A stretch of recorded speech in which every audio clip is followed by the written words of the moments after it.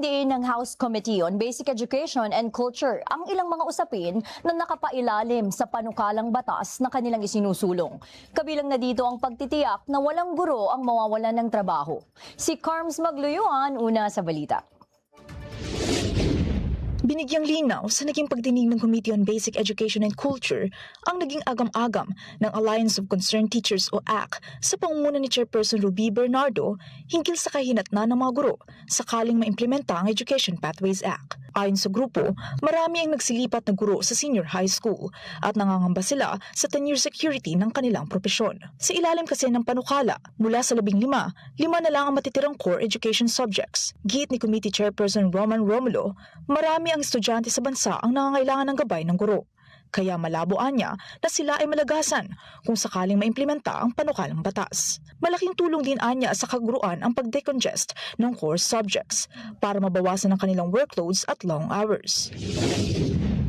Marami rin kaming teachers na nagsulat na rin sa amin na sinasabi, pagod na rin sila sa dami nilang tinuturo at sa long hours. So we want really to help the families.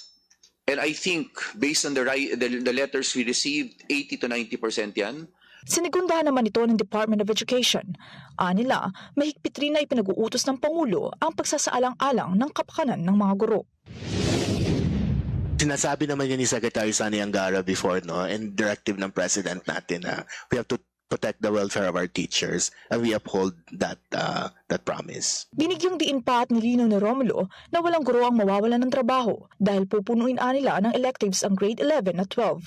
Bunsod nito, mas mapapaigting ang kalidad ng edukasyon na tututok sa hilig at tikas na kakayahan ng mga kabataan.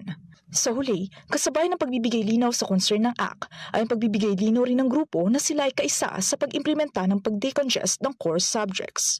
Nauna sa mga balitang totoo at laging bago, Carms Magluyuan, alauna sa balita, Congress TV.